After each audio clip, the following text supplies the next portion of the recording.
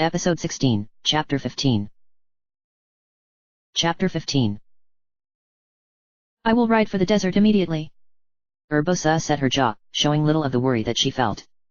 She remained steady. Link knew that she had to be. For Zelda. Yes, ride well, Urbosa. Zelda's face betrayed her worry and fear. It wasn't supposed to happen like this. They weren't ready. They all knew it. Rivali had been the first to depart.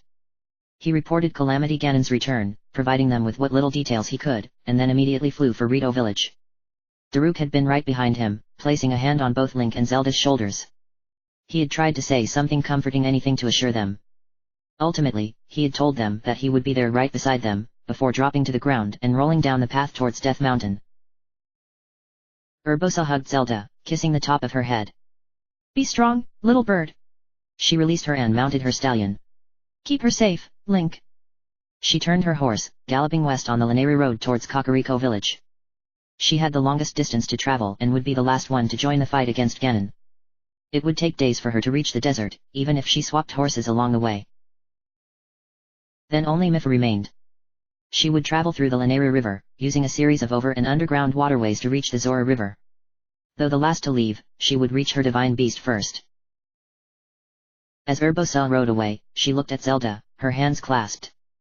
I know that this seems hopeless, she said. Mipha stepped forward and took Zelda's hands in her own. But we will find a way through this. I believe in you both. Thank you, Zelda said, her voice quiet. Princess. Zelda looked up at Mipha, meeting the Zora woman's eyes. This is not the end. Zelda nodded silently, giving Mipha a tight smile. Mipha squeezed Zelda's hands tightly before releasing them and turning to Link. For a long time, Mipha merely met Link's eyes, her eyes darting between each of Link's. She opened her mouth but then shut it. Link, for his part, did not know what he could say to the woman that had been one of his closest friends. He had known her for such a long time, yet at that moment, it felt as though it hadn't been nearly long enough. Finally, Mipha cleared her throat and moved forward, embracing Link. He returned her embrace, pulling her against him. Though he was not much taller than she was, she seemed small in his arms. Too small. Be safe, Link, she said. I will be at the castle as soon as I can. Keep the princess safe, but... Mipha hesitated, pulling back enough for her to look up and meet Link's eyes again. I will not be able to heal you while I'm piloting Ruta. Do not take any unnecessary risks. Please. I'll try. Link's voice was a whisper. He pulled back from her, and Mipha allowed him, looking reluctant. Be careful. I do not think I am the one in the most danger. Again, she looked as though there was something else she wanted to say, but she hesitated. She glanced back at Zelda and sighed. Her gaze fell back on Link. Be strong, my friend. Mipha reached up, gently touching Link's cheek with her palm. Her touch was cool, as always, and Link appreciated the gesture. She stepped back from Link and Zelda, looking to each of them one more time, before turning. She leaped into the air, spreading her arms, and dove into the Lanayru River.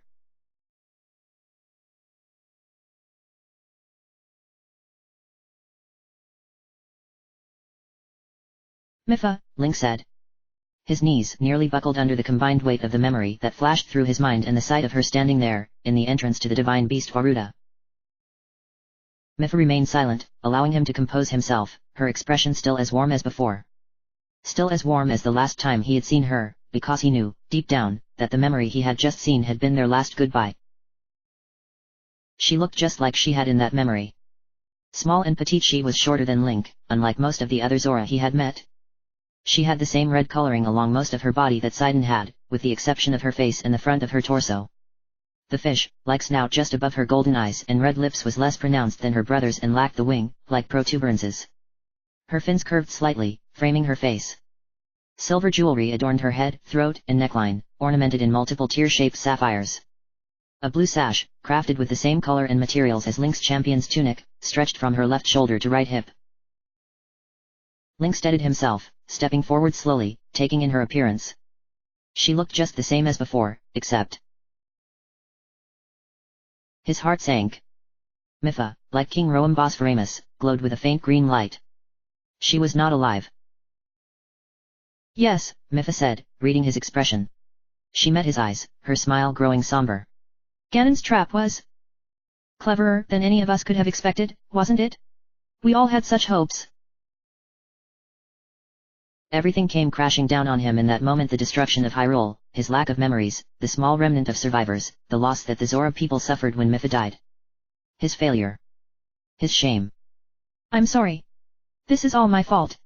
If I had been stronger, if I had been more prepared. Mipha's eyes widened, and she shook her head, cutting him off with a single word: Link.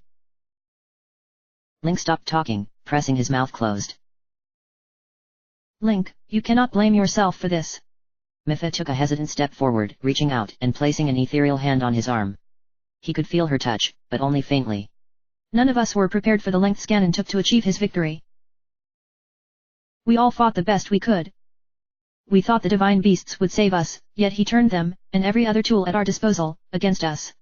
As skilled as you were, you could not fight him and an army of guardians. Link looked down. He wished he could take comfort in her words. Perhaps he could have if he truly remembered more than a few select memories of her. Bitterness at his state welled up within him, and he clenched his left hand into a tight fist. I can't remember. I can't remember what happened when I fought him, the Guardians, Princess Zelda, anything. Strangely, it hurt much more to admit this to Mipha than it had to anyone else.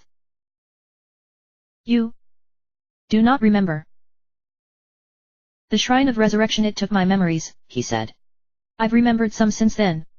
I remember walking up Ploymus Mountain with you and... The end. He remembered their last moments together. Oh, Link, that is awful. I am so sorry. Mipha said, her voice heavy with emotion. She moved forward, wrapping her arms around him. For a moment, she felt solid. He could feel the texture of her scaled arms and her cheek on his shoulder. Then it was gone. She pulled away and, to his shock, she was even fainter now than before. He could see through her now, as though that simple act had taken much out of her. But you are beginning to remember?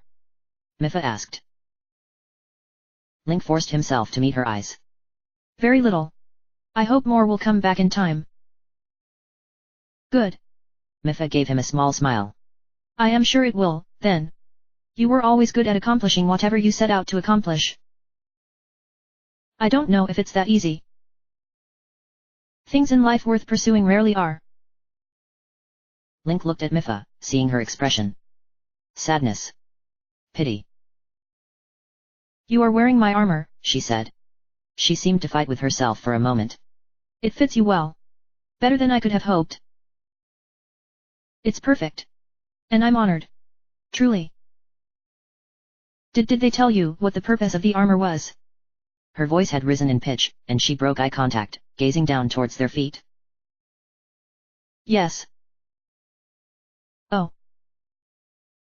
Mipha. Mipha quickly shook her head, her fins waving. No, it is all right. It is. A little silly of me. Being embarrassed now. I have been dead for 100 years, after all.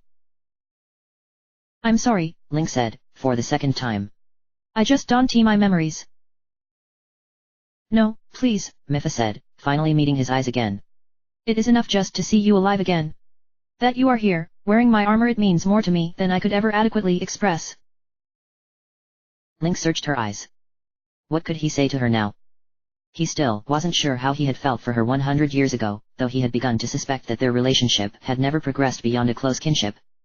They had certainly been close, but the more he remembered, the more he felt a connection to her that was akin to siblings, rather than lovers. But he simply did not know. Thank you, he said after an extended pause. It wasn't enough, but it was all he knew to say at that moment. For this and for everything else that you've done for me. Mipha slowly approached the edge of the platform, sitting down upon it and looking out at the lake. The rain stopped, she said. That is good. I imagine that the water level was getting high enough to risk damaging one of the dams. Link sat down next to her, feeling an odd sense of concern for her. She still seemed fainter than before. Sidon and I. That was Sidon. Mipha looked at him with widening eyes. Yes, Link said, fumbling. You didn't know? No. Her voice grew quiet. I haven't been able to leave Ruta since He's grown so much. Hesitantly, Link reached out a hand, trying to place it on her shoulder, but he found nothing there. He quickly withdrew his hand. Mipha glanced at him and then away again, gazing out towards the unseen Zora's domain. He was only a child when Ganon awoke, Mipha explained. I still remember training him how to swim up waterfalls. I told Princess Zelda that I had to make sure he was ready, in case something happened to me. Then I would say you trained him well, Link said, thinking about how Sidon had shown his ability to swim up waterfalls the other day. He had made it look effortless. He's a powerful warrior, too. He and I killed the Lynel on Ploymus Mountain yesterday. Mipha looked at Link, confused. Finally, the realization dawned on her. There was another one. Link nodded. And you went with him? That is very fitting. Silence fell between them for a time longer before Mipha abruptly asked about her father. Link quietly told her all that he could about King Dorephan's welcome and his reluctance to let Sidon attack the Lynel, about finding old friends in Baz and the others, and about the vehemence shown to Link by several of the elders. Somewhere along the way, he began to talk about his experiences since waking, the confusion he felt and the shame. At one point, he stopped himself, feeling selfish. After everything she had gone through, Mipha didn't deserve to hear all of Link's problems. But she encouraged him to continue, looking at him with genuine concern. So he did. It was cathartic for Link, speaking of the trials he had faced so far, and the pressure he felt to continue. Before he even realized what he was saying, he even told her that he didn't know how he was supposed to succeed at the tasks placed before him, that he was concerned that he would just fail again. When he finished, Mipha looked at him with a strange mix of sadness and what he thought might have been pride. It is strange, before, when you pulled the Master Sword and became the Princess Knight, you stopped speaking to people. I think you may have opened up to her near the end, but I was unable to get you to speak to me about your struggles. It seemed to me that you were holding much back. Link looked at her, feeling both drained and reinvigorated by the conversation they'd had. Then I was an idiot. Mipha smiled and shook her head. No. But you could be blind sometimes. Her expression turned apologetic, but she continued. I do not know if you saw that we were all under the same kind of pressure that you were. It still sounds like I was an idiot, Link said, smiling. Mipha was silent for a moment, seemingly surprised, but then her own smile grew. From time to time. Silence fell between them for a time. Below, waves lapped at Ruda's legs, creating a soothing sound. A flock of birds flew overhead. The sun shone down on them, bright and unhindered by rain or clouds. Ruda shuddered slightly, and Link looked back towards the entrance. It was shadowy inside. He looked at Mipha, hesitant to break the comfortable silence between them. She looked content. Her legs, slightly translucent and crossed at the ankles, dangled in the water. When she would occasionally move them, they caused very slight ripples. Finally, he spoke. Mipha? What happened to you? How did you die? Mipha sighed softly, nodding. She pushed herself up from her seated position, and Link followed suit. Her gaze fell upon the dark entrance. Ganon. He laid a trap for me and, presumably, the other champions. When we piloted the divine beasts to the castle, he sent something to each of them. I believe it might have been a piece of Ganon himself. It seemed to come from his own body. I tried to fight it, but it was so strong. After it killed me, She pursed her lips, frowning up at the divine beast. It turned Ruda around. I believe that it could have attacked the towns, but I think Ganon wanted to send a message. Or, perhaps, he could not control its weapons for some reason. I am not sure. The Guardians attacked, Link said, closing his hand into a fist. He didn't need the divine beasts. Mipha's gaze moved from the doorway to gaze up at Link. Yes. She paused, then took a step forward, standing in the entrance. She turned so she still faced him. Link, I am trapped here. Ruda is trapped as well. The blight left here by Ganon taints this place, distorts it. It is a prison. Free the divine beasts from Ganon's malice. This is what Impa had meant. Link hadn't been sure what it had truly meant, and in all likelihood, she hadn't either. He grimaced, stepping closer to Mipha. He looked down and met her eyes. You're trapped here. Mipha nodded. I have not been able to leave Ruda for the past 100 years. It has just been me and it. He saw something of the horror she had experienced reflected on her face, and he felt his heart break. She hadn't deserved this. None of them had. Link attached his shield to his arm and then drew his sword, eyes hardening. And destroying it will free you and the divine beast. I believe so, yes. Mipha paused. Link, I think that I can still help you with Ganon. Ruta and I have a connection. I can still feel her, ever so faintly. Perhaps, if I am not being blocked, I may still be able to control her somehow. Ever since his awakening, Link had lamented the position he found himself in. His lost memories, his failures, his burden, he had regretted all of it without fail. He had wanted out. But gazing upon Mipha in that moment, Link's resolve hardened. No more failures. He nodded and stepped past the ghostly form of Mipha, into the heart of divine beast Varuda. The moment Link stepped through the threshold, he knew immediately that something was wrong. The air felt wrong. Heavy. Oily. It smelled sour and stung his nostrils. It made his body felt strange. Weak. Overextended. It was as if, in that moment, every ache, every pain, every sore muscle from his journeys, were magnified and brought to the forefront of his mind. Somewhere, in the recesses of his mind, he recognized this feeling. Ganon. A light sweat broke out on Link's forehead as he gazed around at the large, open chamber. The inner mechanics of the divine beast were shockingly complex and unfamiliar to Link. Massive, interlocking gears were positioned along the walls, though none were moving. There were several pools of water inlaid into the ground, with a network of metal pipes of various sizes that rose out of them, all angling towards the front of the divine beast. In two of the largest pools, there was a pair of massive water wheels, which had also stopped moving, though water still dripped lazily off of the paddles. Walkways with metal grates crisscrossed all around the massive chamber, forming multiple levels. The ground was mostly stone, but large swaths of it was covered a strange deep purple and black substance that bubbled and oozed. The sight of it unsettled him. Repulsed him. Shivers ran up the back of his neck. He wanted nothing to do with it.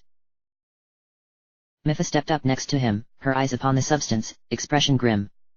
After a moment, she looked up at Link. Try not to touch it.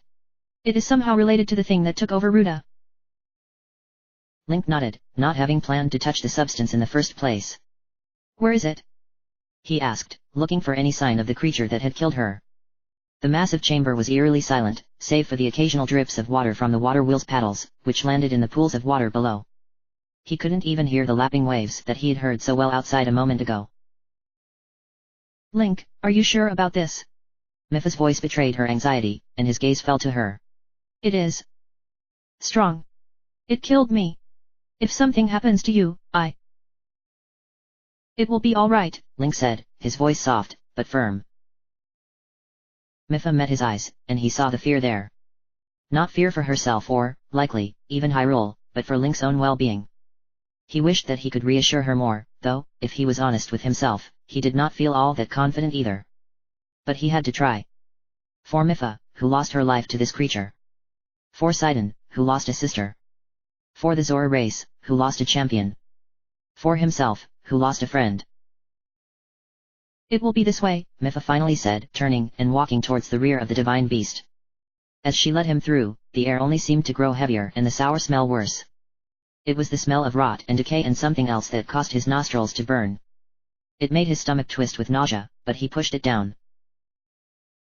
He followed her through a series of hallways and smaller rooms until, finally, they reached a final hall that led down a small incline before opening into another room. From his vantage, Link could see nothing moving in the room. Mipha met Link's eyes one last time, and he nodded. She only hesitated another moment before beginning down towards the room. The room was large and cavernous, with rounded walls, covered in Sheikah designs. The far wall had several floor-to-ceiling windows that overlooked the lake outside. Directly in front of the windows sat some kind of device. It looked like a closed flower with petals that had not yet bloomed. It shone with an orange light that pulsed slightly. Before it was some kind of waist-high panel, with a flat surface that contained more glowing orange lights, but nothing else that Link could see. The floor was covered with a couple of inches of cool water. Whatever had killed Mipha was nowhere to be seen. Mipha? Link asked in a whisper. It's here. She pointed at the device in the center of the room. At first, Link saw nothing new. But then he began to see some kind of red-purple haze rising from around the orange device. It began to circle lazily around it, growing thicker and more obscuring as it did so. Link recognized it after a moment. It was the same strange mist that he had seen surrounding the castle when Ganon was about to emerge. The mist began to gather in front of the device. It began to look more and more like the strange oozing substance that they had seen on the floor. In fact, after another few moments, Link was certain that they were the same. It no longer looked like mist at all, having taken on a much more solid form in the shape of a floating sphere. "Be careful, Link," Mipha said. The sphere of purple ooze began to take on a different shape. It grew long and narrow before several appendages began to extend from its extremities. A pair of stunted legs grew, though they floated above the ground and terminated in rounded stumps. A pair of arms grew, one thin and the other easily twice as long and thick. The head began to take shape as well, narrow and pointed. Red hair, easily as thick as the Lionel's mane, sprouted from the back of its head, falling all the way down its back. It towered over him, taller than he was, even without its ability to float in the air. It was not done yet, however. As he watched, armor that seemed to be made of the same stone that was used in Varuda's construction appeared. Its stunted legs, waist, and chest were all partially covered in the armor. The long arm was fully encased in the same armor from the elbow down. Its head was, likewise, encased in armor, though this extended out to either side of its head in a pair of strangely flat horns. Link looked in horror as a round, blue eye appeared in the center of its head. A guardian's eye. He saw a flash of memory, a blue eye pulsing as it took aim at him, but he pushed it away as quickly as it appeared. He did not have time for distractions right now. That blue eye focused on him and something about the creature's posture changed. It leaned forward in a menacing way, and its longer arm extended. There was a flash of light as a glowing blue spear extended from the hand there, easily 3 times as long as Link was tall. It shone just like the guardian's sword at his waist did when he used it. The creature suddenly reared back, throwing both of its arms out and its head back, and released a horrible shriek that made the walls tremble in its ferocity. Link's instincts screamed at him to move, and he did, leaping to the side. A moment later, the creature thrust its spear forward. The incredibly long spear crossed the distance between them in an eye blink, stabbing thin air where Link had just been. Link broke into a sprint, his feet splashing in the layer of water that covered the entire room. The massive spear put him at a huge disadvantage at range, but it would be difficult for the creature to strike him with it if Link was up close. Unfortunately for Link, he misjudged just how high off the ground the creature floated. It hovered in the air several feet off the ground, meaning that Link could not attack with the kind of coordination and ferocity that he would have preferred. He swung anyway, his sword hitting the armor on the creature's legs. The sword only bounced off, harmless. The creature's counter, however, was not. It swung its free hand, shorter than the other and ending in vicious-looking claws, and caught Link in the side. He felt a sudden stabbing pain in his side as his feet lifted off of the ground. He flew back and hit the water in a heap, rolling to keep his momentum and prevent being run through with the spear. He heard Mipha's voice, crying his name from a distance, but he ignored it. He jumped to his feet, taking several more steps back to try to keep out of range of the spear. Where he had been lying, he saw that the water had been stained red with blood. His blood. Grimacing, Link reached down to his side, where the creature had struck him. His hand came away red. Its claws had pierced his Zora armor like it was nothing. He did not feel much. Adrenaline would keep most of the pain at bay for the time being. It did not matter now. There would be plenty of time to assess the damage done to his body once the fight was over. Or he would be dead, and individual injuries would no longer matter, either. Ganon's creature lunged at Link again, and Link, too disoriented to dodge, thrust his shield out. The spear glanced off the shield emblazoned with the Sheikah eye, and mercifully, the shield held. The spear thrust past Link, crackling with the strange guardian energy, and Link stepped back, weighing his options. The creature floated off of the ground, making it difficult to strike with any damage, and its reach would spell Link's doom, if he wasn't careful. He had more than one sword, however. Thrusting his silver sword back in its sheath, Link pulled the guardian sword from its place on his waist, igniting it with a flash of blue light. The creature made a hissing sound and thrust its spear once again at Link. He sidestepped it and broke into another run. The creature was ready for him this time, raising its shorter right hand, claws extended, ready to sweep him away like before. As it did, however, Link thrust his guardian sword out, impaling the creature's palm on the beam of blue energy. The creature shrieked, backing away. Purple mist burst from the hand like spraying blood, and the creature raised the hand well out of Link's range. He could hurt it. That was good. The next question was whether or not he could actually kill it. It swung the spear at Link in a wide arc, and Link threw himself forward onto his belly in the water, He heard the hum of the spear as it passed overhead and leaped back to his feet, running towards the creature again. A wall of ice suddenly burst out of the water in front of him, and Link stumbled, hitting the ice with his shoulder. Of course, it had the ability to use cryonis. Link, watch out! Mipha's voice, shrill and terrified. The ice wall shattered as the creature thrust its spear through it. He was saved by blind luck. As the spear pierced the ice, it struck his shield, knocking him onto his back in the water. The spear continued on overhead before it twisted onto its side, the impossibly sharp edge pointed down towards Link. Eyes widening, Link rolled to the side, just as the spear's edge crashed down to the ground where he had been like a butcher's knife. He pushed himself up, kicking up another splash of water as he attempted to round the ice wall again, trying to get within the creature's guard. The ice extended to follow him, forming a barrier that would cost Link precious seconds to try to scale. Fine, he thought, scowling, and turned, running back enough to give himself enough space. He placed the guardian's sword back in its spot at his waist and pulled out his silver bow. Spinning around, he grabbed a shock arrow, took aim, and launched it at the creature. The arrow struck home, dead center of its chest. It shrieked, throwing its arms wide as electricity coursed through its body. The ice wall shattered and its spear deactivated. Link broke into a sprint, slinging the shield back across his chest and pulling the guardian's sword back out again. He activated it and yelled his battle cry as leaped off a chunk of remaining ice, slashing the sword vertically down the creature's chest. The creature that killed Mipha shrieked again, backing away quickly as purple mist sprayed out of its chest. Link hit the ground and felt a flare of pain in his ankle. He had twisted it upon landing. He grunted, falling to the side and crashing in the water. In front of him, the creature, chest still leaking dark mist, thrust its larger arm out again, and its spear reappeared with a flash of blue light. Groaning, Link pushed himself to his feet, but he knew immediately that he was in trouble. His sprained ankle sent stabs of fiery pain up his leg and would not hold his weight. The creature, eye pulsing with fierce intensity, stabbed out with the spear, forcing Link to stumble to the side. His ankle gave out, and he crashed back to the water. He, again, forced himself to his feet, gritting his teeth. The creature had noticed his incapacitation, and it approached slowly. He heard a noise originate from it.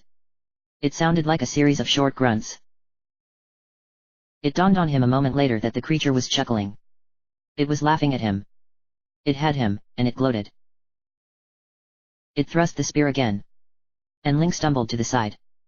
This time, he was too slow. It cut across his sword arm, leaving a deep gash and causing him to drop his sword, which clattered to the pool of water and deactivated with a hiss. Drops of red slipped from his limp fingers. The creature stopped, towering over him, and drew its arm back again, preparing to thrust. Hurriedly, Link pulled the bow from around his body, hoping to get off another shock arrow, but his hand wasn't working right. He was having trouble gripping an arrow shaft. Link stumbled back, but then his ankle gave out. He cried out and fell to the water, the bow landing in the water next to him. Ganon's creation thrust the massive guardian spear down into Link's chest. No! Mipha's shrill cry. Link could barely hear it. He had felt the sudden, blinding pain, but then it was followed by cold numbness that quickly spread throughout his body. His arms buckled, and he collapsed into the water, face just barely over the surface. The creature was there, standing over him, having dismissed its spear. It chortled in that low, inhuman way, knowing that it had won. It killed Link as it had killed Mipha so many years ago. But she was there, too, suddenly vibrant and visible, barely translucent at all, though she still had the green halo of light that outlined her body. Link smiled painfully at Mipha. He could no longer move his limbs. He was barely even aware of his own body anymore. He was fading. I'm sorry, Mipha. Mipha knelt beside him, her face close to his. Her expression shifted from that of anguish to a fierce determination. She looked at her hands and then met his eyes. Her lips formed words that he could no longer hear. The darkness encroached on his vision. She placed her hands to his chest. They had begun to glow with a blue-white light. He knew that light.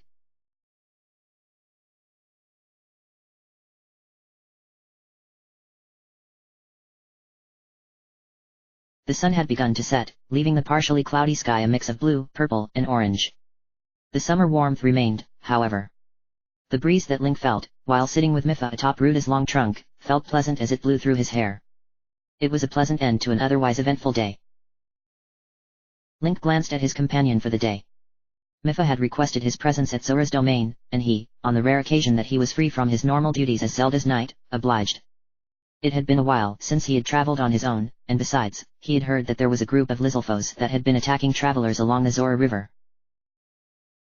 He had dealt with the Lizalfos easily enough, though he had sustained a trio of shallow cuts on his right forearm, courtesy of one such Lizalfo that had managed to get past his shield. It was just his luck that, on the one day he didn't wear his bracers, he fought an enemy that tried to pull his shield out of his hand. Shortly thereafter, he came across a Zora that had been sent to find him, who gave him a ride up the river, cutting his travel time by at least a full day. Mipha had been eager to see him, it would seem, which initially caused Link some concern. Was something wrong? But no. Outside of the Lizalfos, nothing seemed out of the ordinary. Eventually, they found themselves together on Ruda's trunk. Mipha easily commanded the divine beast to lift them into the air, high enough that they could see miles around them.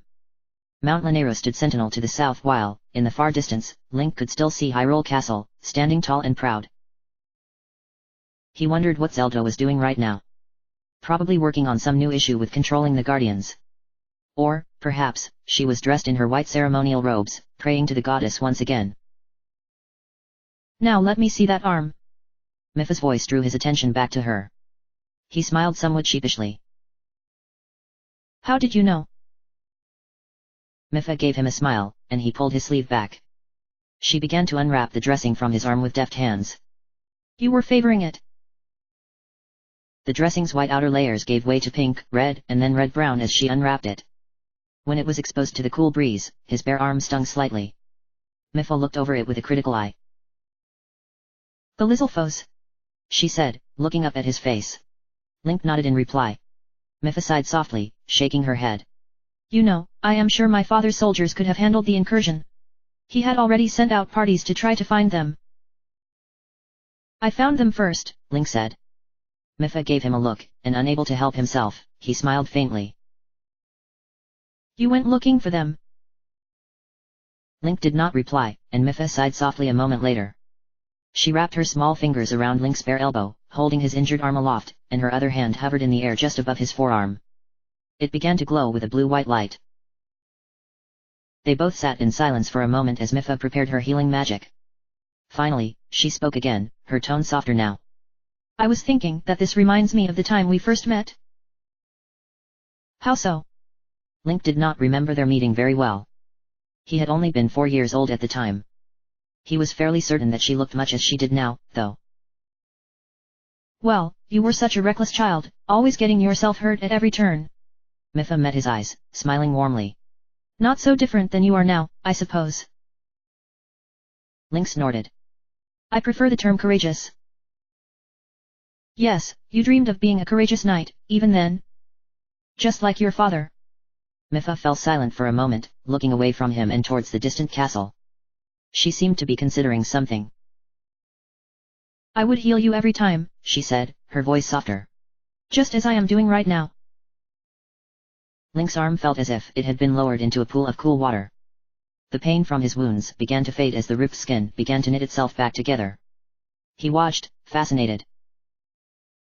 Isn't it funny how, being a Hylian, you've grown up so much faster than I did? Link looked up from his healing arm to meet Mipha's eyes. She looked right at him now, barely even paying attention to her own healing magic. When I met you, you were just a child, but now we are both adults, in similar stages of life. Her eyes never left his, and he felt frozen in place, unwilling to break that gaze. He had never truly thought of it before, but it was true. Though he had known Mipha almost his entire life, his relationship with her had subtly changed as he grew older. She had, once, been like an older sister to him, always watching over him when he played with Baz, Gaddison, and Riven. As he had grown older, however, he soon outpaced his old friends in responsibility and maturity. While he maintained a friendship with them, even to this day, he had, at some point, become a teacher to them. Meanwhile, he now looked to Mipha as a peer, and one of his closest friends. I was always willing to heal your wounds, even back then. Mipha finally broke the eye contact, looking back down at his arm demurely. Link did the same, watching as the last of the cuts, now little more than scratches, faded completely. Some dry blood still remained on his forearm, but the injuries that caused the blood had been healed without even a scar. Mipha drew her healing hand back, though the hand holding his arm lingered for another few seconds before releasing him. She placed both of her hands back in her lap, her gaze growing distant again. Link inspected his arm, amazed as always at her abilities, but looked back at her when she spoke next. So if this calamity Ganon does, in fact, return, what can we really do? Her eyes seemed to be focused on the distant castle. What do you mean? He wondered if she was thinking about Zelda's continued struggle to awaken her sealing powers. If someone else had questioned it, he might have grown offended, but he knew there was no judgment in Mipha's words or tone. We just don't seem to know much about what we will be up against. She shook her head, looking down at her hands.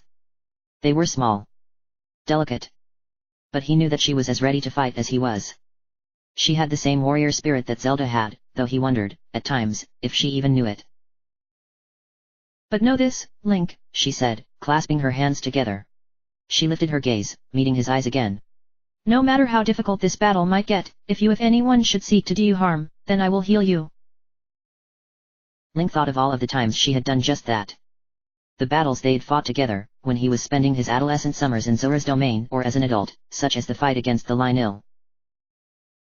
No matter when, or how bad the wound, I hope you know. I do, Link said. She smiled faintly before continuing. That I will always protect you. Silence fell between them as Link sat, stunned. Protect. As a knight, it was his duty to protect. To protect the kingdom, to protect the princess. To protect Mipha. That she thought of herself having a duty to protect him was both surprising and touching. He felt his face grow warm. Mipha seemed to be considering something as she looked down at her hands. The silver bangles she wore on her wrists had heart-shaped cutouts. Were those new? In truth, he thought that Mipha had worn more ornamentation today than she often did. After a few more moments of silence, she seemed to come to a decision, looking back up at him. She placed her hand on the small bag that she had brought with her today. She hadn't told him what was in it. Once this whole thing is over, maybe things can go back to how they used to be when we were young, she said. There was a determination in her eyes as she met his. You know, perhaps we can spend some more time together. Link looked into Mipha's golden eyes, struck by how the setting sun caused the sapphires on her head and neck to sparkle.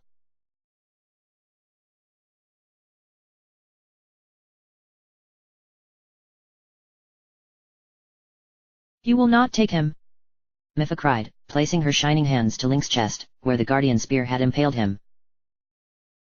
Where the healing magic in the memory had felt like dipping his arm in a pool of cool water, this felt like a bucket of ice had been poured over his entire body. His back arched, and he gasped sharply, eyes opening wide. For a moment, every pain in his body seemed to flare with life, and then, in the next breath, it was gone. Every pain. Every wound. His back, chest, side, and arm all knit closed. His internal organs became whole. His ankle righted itself, muscle and sinew growing strong again. Link met her eyes, and he saw that she seemed as shocked as he was. He doubted that she had ever healed anyone like that before. Behind Mipha, the creature shrieked in fury, its spear reactivating in its outstretched hand. Link threw himself back onto his feet, his body feeling energized. When the next spear thrust came, Link spun away and then used his foot to hook under the bow and kick it up, into the air. He caught it and pulled a shock arrow from his quiver, looking up at the furious creature.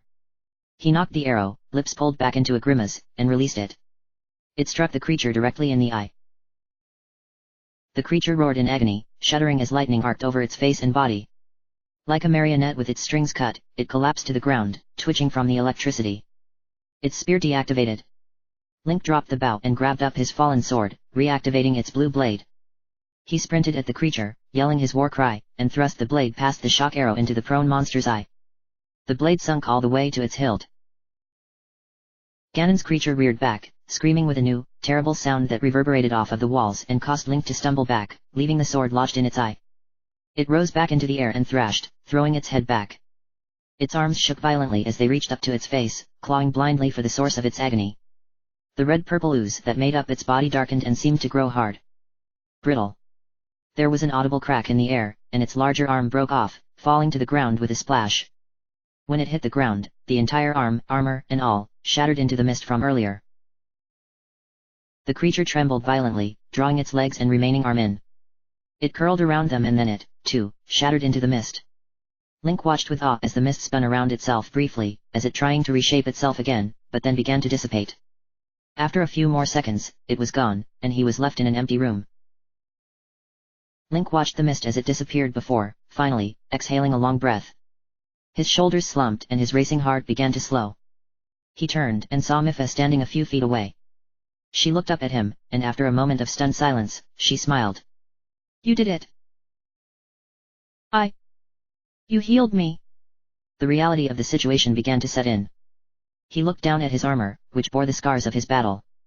It was ripped and torn in several places, revealing his unscarred flesh underneath. Mipha reached out, placing her translucent hand on the torn portion of the armor she made him. The silvery scale still remained, though it only seemed to hang by a few threads. I did not even know that I still could. Thank you. Mipha laughed softly and shook her head. You saved me. You saved Ruta. And you protected me, just like you promised you always would. Mipha looked at him in surprise. It took her a moment of indecision before she spoke. And I always will. She clasped her hands over her chest, meeting his eyes. Her hands began to glow with her healing light again. After a moment, she reached out and placed her hands against his chest. A feeling like that of cool water spread from the spot that she touched, flowing through him to the tips of his fingers and toes. He gasped softly at the sensation, which only lasted for a few seconds before fading, except for the palms of his hands. He lifted his hands, surprised to see the soft healing light emanating from them now. I've given you my healing power. Mipha's visage had grown noticeably more translucent. Her voice was softer as well. I do not believe I will be able to accompany you. My place will still be here, with Ruta. I don't understand, Link said, frowning. You said you were trapped. I thought that I was freeing you. The light faded from his palms, and he lowered them to his sides. No, but how could you?